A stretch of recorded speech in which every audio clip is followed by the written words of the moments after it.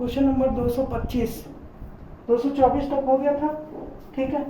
224 तक हो गया था, 4-5 सवाल और बचे हैं इसके SICI के, ये भी खत्म हो जाएगा तो आज पूरा क्लास खत्म हो जाएगा इसका।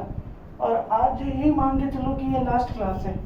देखो कह रहा कि अब है एक ट्रैक सूट खरीदता है जिसके लिए या तो वो 2400 रुपये कैश देता है, 2400 रुपये या तो कैश देना पड़ता है, या फिर 1000 रुपये का कैश पे करके 800 रुपये की 2 मासिक किस्त देनी पड़ती है। इसे होने में साधारण ब्याज की दर बताया, यानी कि ये जो इंस्टॉलमेंट है ये इंस्टॉलमेंट SI की है, SI की इंस्टॉलमेंट है, ठीक है। तो SI की इंस्टॉलमेंट कैसे निकलती है? अमाउंट बराबर NX plus X into R into जितना भी टाइम है हमारा Tn-1 प्लस Tn-2 नॉट 1/100, ये निकलता है हमारा SI का इंस्टॉलमेंट, जहाँ पे N क्या है? टाइम है, X इंस्टॉलमेंट है, R रेट है, T है समय, और ये N किस्त है। यहाँ पे कह रहा है 2400 रुपये या तो कैश दे दो या तो 1000 रुपये का कैश पेमेंट कर। देखो अगर 2400 रुपये दे देता तो हम सूट ले जाते, लेकिन इसे 2400 नहीं दिया, सिर्फ कितना दिया? 1000 रुपये कैश पे किया। 1000 रुपये कैश पे किया, इसका मतलब है कि 1400 रुपये हमारा बच गया, 1400 रुपये बच गया। अब इस पे कोई ब्याज नहीं लगेगा, ब्याज लगेगा इस 1400 पे, ठीक है, क्योंकि जो पैसा दे दिया उस पर कोई ब्याज नहीं पड़ता है। तो हमारे लिए जो 1400 ये क्या बनेगा? ये बन जाएगा प्रिंसिपल, ये बन जाएगा हमारे लिए प्रिंसिपल, ठीक है। यानी 2400 रुपये था, इस 2400 रुपये में 1000 रुपये उसने पे कर दिया, तो ये हमारे लिए कुछ नहीं, इस पर कुछ भी पैसा रेट इंटरेस्ट कुछ नहीं लगेगा, ये हमारा बन जाएगा प्रिंसिपल, ठीक है। तो यहाँ अमाउंट निकालना है, अमाउंट कैसे निकलेगा? प्रिंसिपल यानी 1400, अमाउंट कैसे निकलेगा? 1400 गुणे रेट कितना है? रेट हमें पता नहीं है, तो रेट मान लेते हैं R, रेट मान लिया R है, अपॉन में 100 प्लस 100 प्लस, फिर से मैं लिखता हूँ, अमाउंट कैसे निकलेगा? देखो अगर किस्त कितनी जमा हो रही है? 2 मासिक किस्त जमा हो रही है, तो अगर 1 साल का रेट R है तो 2 साल का 2 हो जाएगा, ठीक है। ये परसेंटेज में आ जाएगा SI, ठीक। अगर मैं इसको अमाउंट में चेंज करूँ तो कितना आएगा? 1400 गुणे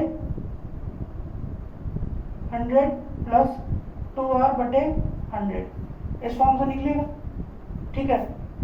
अब ये कैसे हो गया? देखो ये वाली चीज कहाँ से आ गई समझो। अब जैसे मान के चलो इसके लिए, अब ये वाली चीज कैसे आई है समझो। जैसे मान लेते हैं कि हम इस क्वेश्चन से अलग एक एग्जांपल लेते हैं, जैसे मान लेते हैं कि प्रिंसिपल हमारा 1000 रुपये है, ठीक, और रेट अगर मान लेते हैं 10% का रेट है, साल लगता है 2 साल, तो बताओ SI कितना या अमाउंट कितना हो जाएगा? अमाउंट कितना होगा? तो अमाउंट क्या होगा? 1 साल का 10% तो 2 साल का 20%, तो SI लगेगा 20%, तो 1000 का 20% निकालेंगे, 1000 का 20%, यानी 100 की चीज को अब 120 में बेचेंगे, सॉरी 100 की चीज अब 120 हो जाएगी, ये तो अमाउंट कितना हो जाएगा मेरे भाई? 1200 अमाउंट हो जाएगा। समझ में आया? अगर ये समझ में आ गया तो ये भी समझ में आ जाएगा। देखो कैसे, अगर 1 साल का रेट 10% है तो 2 साल का रेट कितना हो जाएगा? 20% हुआ था, तो देखो अगर 1 साल का रेट R है तो 2 साल का रेट 2R परसेंटेज हो गया, ठीक है। अब जो भी 2R परसेंटेज था, जैसे 20% था, तो पहले अगर 100 है तो 100 में ही 20% जोड़ेंगे थे तभी 120 आया, तो वैसे ही पहले अगर 100% है तो 100 में जितना भी रेट है उसमें 2R जोड़ देंगे, तो ये हमारा बन जाएगा पूरा का पूरा अमाउंट, यानी कि अब ये जो बन जाएगा हमारा अमाउंट बन जाएगा, ठीक। अब समझ में आ गया होगा।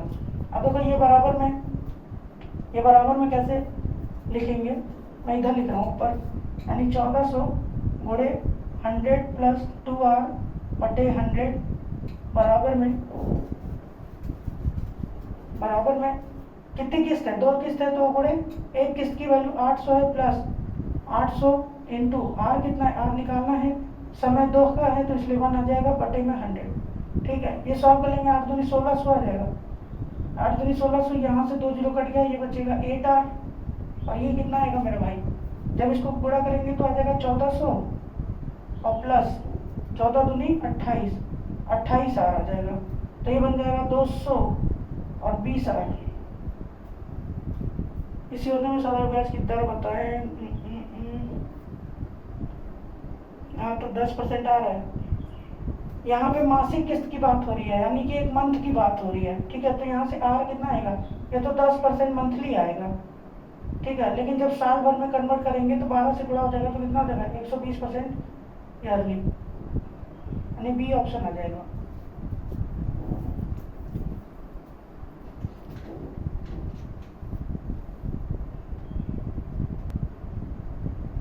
226 नंबर 226 नंबर 226 नंबर देखो, कह रहा है कि मन्नी एक पायल खरीदता है, मन्नी एक पायल खरीदता है जिसके लिए या तो 39,000 कैश देना पड़ता है या फिर 17,000 रुपये कैश पे करके 4800 की 5 किस्तें देनी पड़ती है। सेम सवाल है।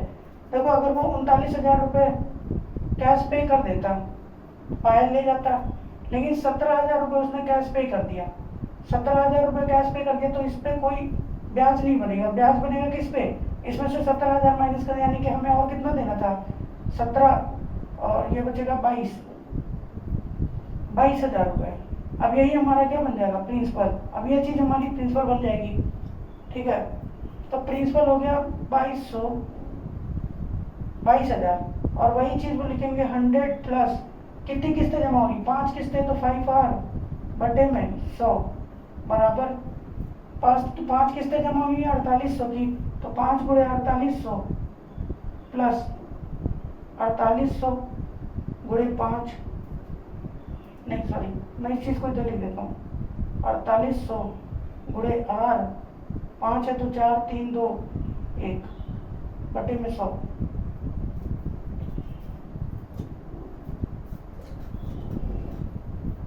अब इसको सॉल्व कर लेते हैं। देखो जब इसको सॉल्व करेंगे तो कितना आ जाएगा मेरे भाई, ये पूरा है, ठीक है। तो ये तो 82,000 आएगा, 22,000 प्लस, अब ये काटेंगे तो 2 जीरो कट जाएगा ये वाला, और ये आ जाएगा 22 पंचे 110,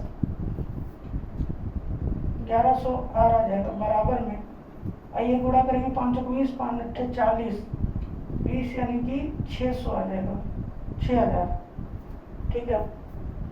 0 0 आ जाएगा, 8 40 0 4 20 4 24, 24,000 आएगा ये,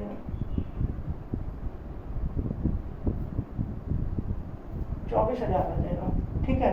और प्लस में ये वाला 2 जीरो कट गया, 48R 48R, और ये कितना, 4 दिन 7 9 1 10 यानी 480 R आ जाएगा, ठीक। अब इसको अगर हम सॉल्व करते हैं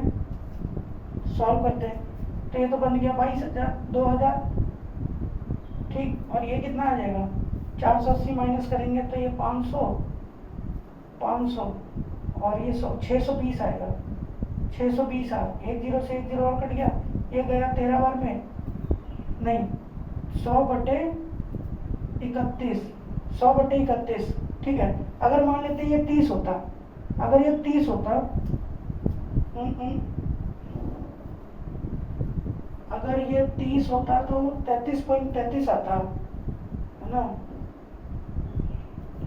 अगर हम भागी कर ले तो पहले तो 30 बार में जा ही रहा है, 3 1 9 3 93, बचेगा कितना, 7 बचेगा, 3 बार में तो जा ही रहा है, 30% तो आ ही रहा है, बच रहा है 7 मतलब 70, कितनी बार में जा रहा है, 3 2 बार में, 3 बार में 2 बार में जा रहा है। लेकिन इसमें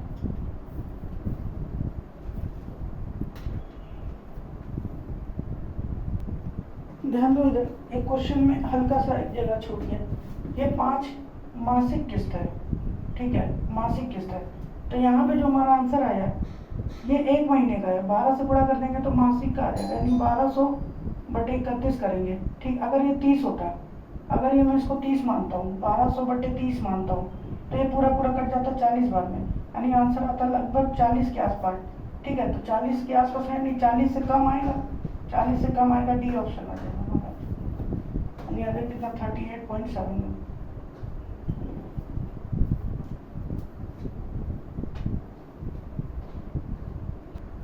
देखो अगला क्वेश्चन, मुन्नी एक पंचमेवा खरीदती है, ठीक है, और जिसके लिए या तो 25 रुपये कैश देना पड़ता है या फिर 520 रुपये। करो इसको एक बार अपने आप से ट्राई करो, हो जाएगा। 520 कैश पे करके 4 मासिक किस्त देनी पड़ती है, इस में सदर ब्याज 25% है, तो की किस्त बताना है। देखो मेरा सोल्यूशन बताने से पहले एक बार जरूर ट्राई किया करो, अगर ट्राई नहीं करोगे ना तो कुछ सीख नहीं पाओगे, फिर ये मैं बताते जाऊंगा, तुम छापते जाओगे, आएगा कुछ भी नहीं। तो बात मानो, एक बार अपने आप से वीडियो को रोक करके एक बार सॉल्व करो, और जब नहीं समझ में आए पूरी तरीके से तब वीडियो को प्ले करके मेरा सोल्यूशन देखो, ठीक है।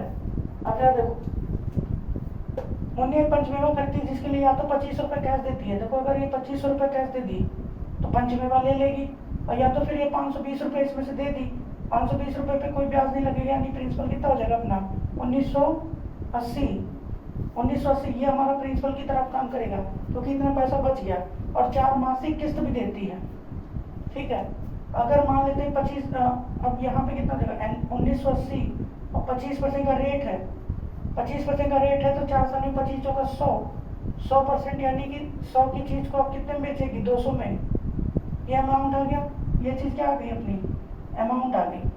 ठीक, बराबर में अमाउंट कैसे लिखेंगे, एक किस्त अगर x है तो 4 किस्त 4x हो जाएगी, प्लस 4 किस्त 4x हो जाएगी, तो x into r 25%, 4 3 2 1।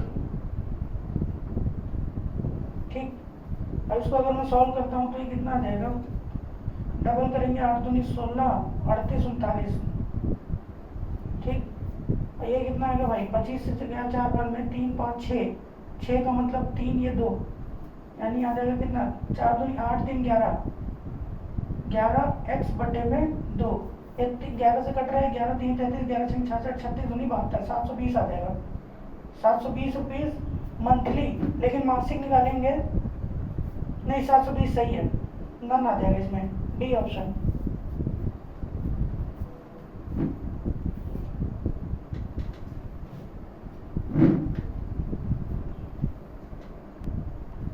Last question है 229 नंबर। एक औरत ने बैंक से 20% चक्रवृद्धि ब्याज की दर पर 4000 रुपये उधार लिया और साल के अंत में वह उधार चुकाने के लिए 1500 अदा करती है। 3 ऐसी किस्तों के बाद कितने रुपए शेष? देखो 4000 उसने रुपये ले लिया, ठीक है, 4000 प्रिंसिपल है। 1 साल के बाद अगर वो देती तो कितना देती, 20% का रेट लग जाता है, यानी इसका 20% कितना हो जाएगा 800 रुपये, यानी उसको देना था 4800। 1 साल के बाद उसको कितना पैसा देना था 10% 400, 2% 20% 800, लेकिन वो सिर्फ 1500 रुपये दी, इसमें से सिर्फ 1500 रुपये दिया उसने, यानी कि उसके पास 3300 रुपये उधार हो गया। ठीक, 3300 रुपये उधार हो गया।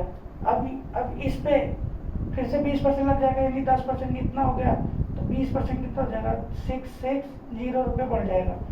तो कितना रुपये बढ़ जाएगा 0693960, यानी दूसरे साल इतना रुपये देगी।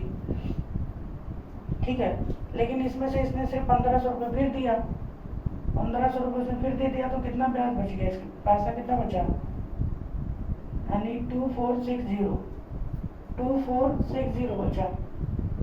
ठीक है, फिर अगली साल फिर इस पर 20% लग जाएगा, तो 10% ये हो गया, 20% कितना बचा, 6 दूनी 12, 1 बचेगा 24 48 49, इतना रुपये बढ़ जाएगा। सॉरी यहाँ पर मैं लिखता हूँ 492, तो ये बढ़ेगा तो कितना रहेगा 60 में 92 2 15 5 9 2952, लेकिन वो 1500 रुपये वो फिर दे देगी। 1500 रुपये इसने फिर तीसरी बार दिया, तीसरी बार 1500 रुपये दिया, तो 1452 रुपीज़ इसके पास बच गया। ठीक है, यानी ए ऑप्शन आ जाएगा।